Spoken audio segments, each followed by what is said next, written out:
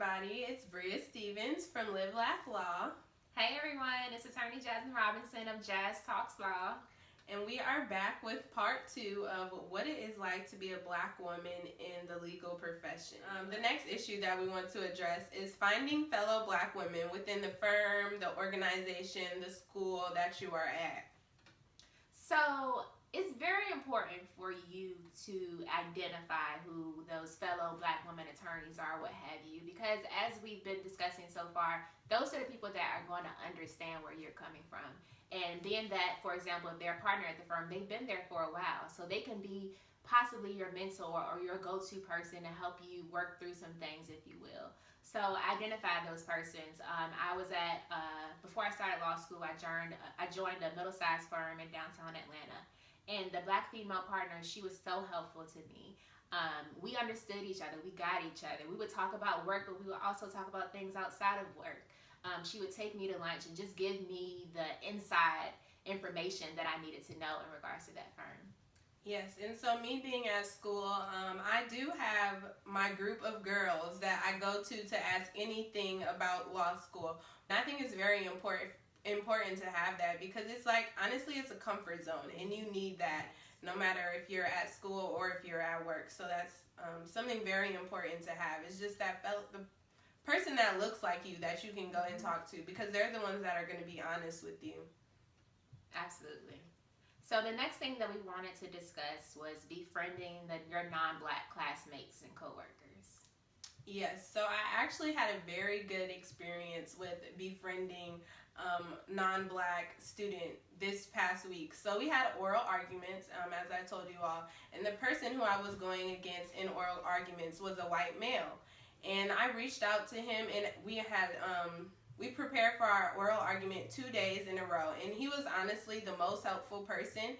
And had I been afraid to, reach out to him because he was a white male, I probably would not have done as well in my oral argument. So it's very important to befriend those people, and they might have events going on that you don't know about, or they might have an outline that you don't know about. For example, we had 2 different professors, me and this guy did, but we were arguing against each other. So he had a list of possible questions from his professor, and I had a list of possible questions from my professor, and we were able to share that, and it just expanded our horizon so much more because we were working together. Most definitely. That is so important to get to know people outside of those that look like you. Once you enter the legal profession, you're going to be one in a sea of many. So you can't just be comfortable around those that look like you. You have to start to make those connections outside of your race or background.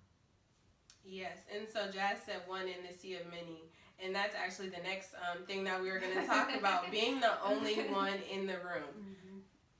It happens so often, y'all, but you just have to be comfortable with yourself. Learn how to sell yourself independent of what everyone else has going on in the room.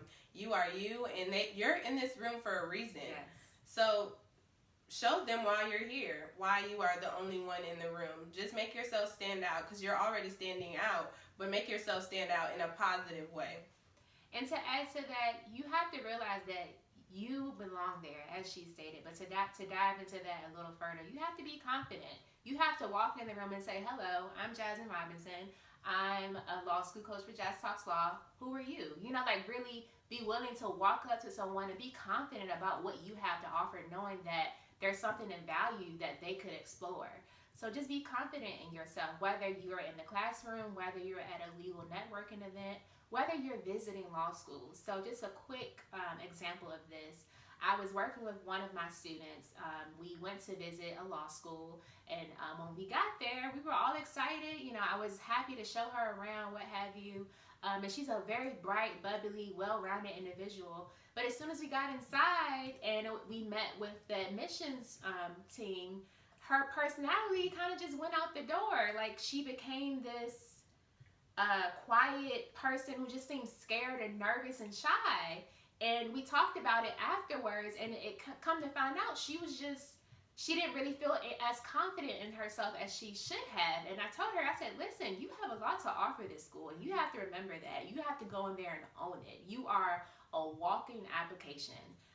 something you say or do during your tour of the school could stand out in their mind. And then they might say, let me go pull her application file. Even though she doesn't have the LSAT that we normally require, you know what? I really like her. I really want to give her a shot. So never, ever let anyone ever dim your light.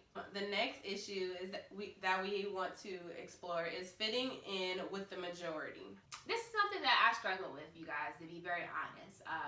It can be a little intimidating when you are in a room filled with people that just look nothing like you and you don't know if they understand your background or appreciate your background. It can definitely be a little intimidating. I think we discussed this a little in part 1, but it goes back to knowing that you belong there. They didn't accept you to that law school for any reason.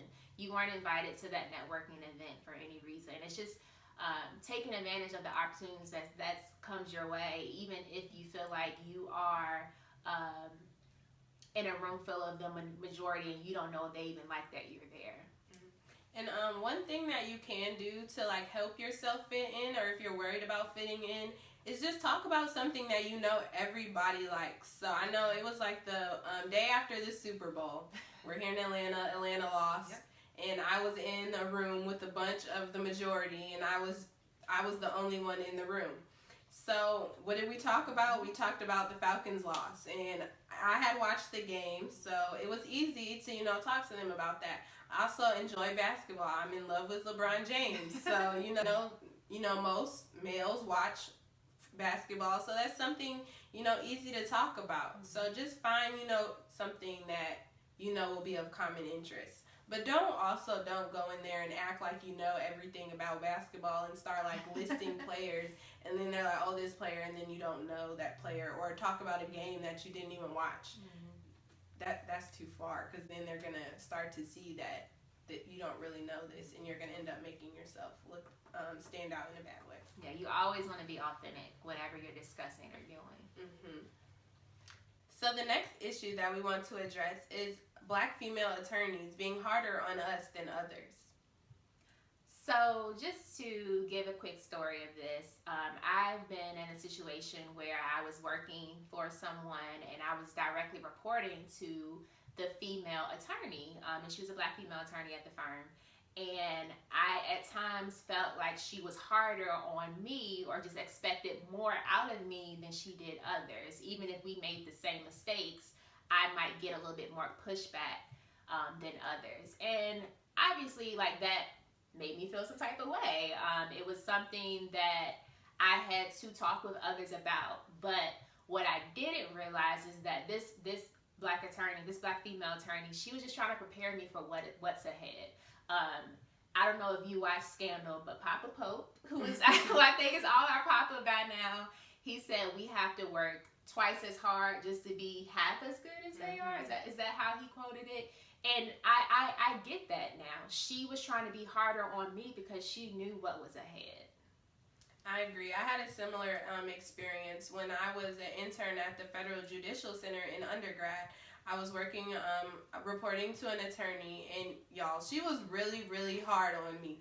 But I now know that she has had my best interests at heart. Even after I left, she wrote one of my letters of recommendation for law school, and she was able to speak very highly of me because she knew my work ethic, because she pushed me to explore that. Until this day, she still checks on me, how are you doing? Why didn't you apply for this job?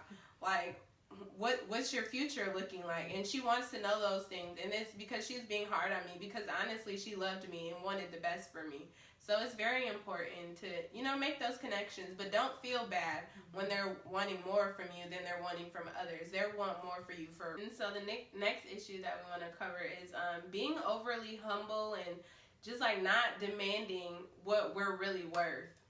So to give a quick example of this, as pre-law students, right?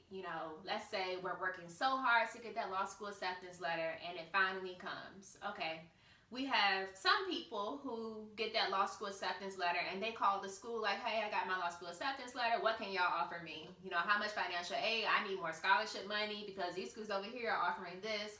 Or I know I'm a good candidate. Like, what can y'all do for me? And then you have us, when we get our acceptance letter, it's like, oh my God, thank you guys so much. I like whatever you guys offer me, I will accept it. Like, just I'm just happy to be here. And that's a great attitude to have, but at the same time, you don't have to take what's just given to you. If you know you work your butt off, if you got a really good LSAT score, your GPA is high, you should be getting the same thing that they're getting offered.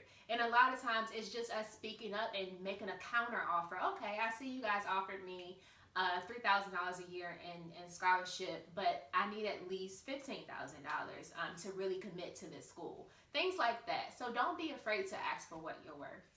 And honestly, don't accept the first thing that comes your way. So if you get, your first law school acceptance, don't pay that deposit right away. If you apply for 7 schools, wait to hear back from all 7 of those schools before you make that decision, because at the end of the day, there may very well be a better opportunity out there for you. And if you just accept the first thing that comes your way, then you'll never be granted the opportunity to explore those other options that were available. And going off of that, so let's say, for example, the first school you heard from, their seat deposit is due by April 15th, and you still haven't heard back from the other law schools that you are equally as interested in. You can ask that school if you pay that seat deposit, and if you down the line want to accept their offer, will they refund you for that seat deposit that you paid? All they can say is no. I know some schools are currently doing that. So just to recap that a little, you get accepted into one school and their due date is approaching, so you pay that seat deposit, and then later on, law school B and C accept you. You're like, okay, great. Well, I already paid this seat deposit. Are you guys willing to refund that for me? And we want to talk about some of the benefits that are available for us as Black women in the legal field. There are so many programs, scholarships, jobs available to us just because we are African American women. And I know a lot of people say this, like being an African American woman, you're like 2 checks. Yep. So not only are you Black, but you're also a woman. So that's like 2 diversity checks. So that alone just shows you how you can benefit from being a Black woman. But more importantly, there's so many scholarships available for diverse applicants. So recently I just applied for a BALSA scholarship, and you have to be a member of BALSA, the Black Law Students Association, to apply for this scholarship. And I also applied for, I participated in the Minority and Diversity Clerkship Program.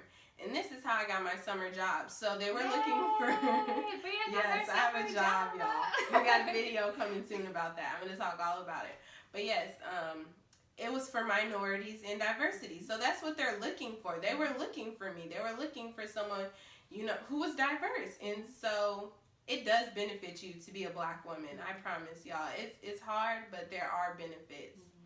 And there's various organizations that were created just for us. So for those that are considering law school in the Georgia area, please, please, please consider the Georgia Association of Black Women Attorneys. This organization has become my family, has become my mentors, has become my big sister, has just connected me in so many ways with others that understand what I'm trying to do with my legal career.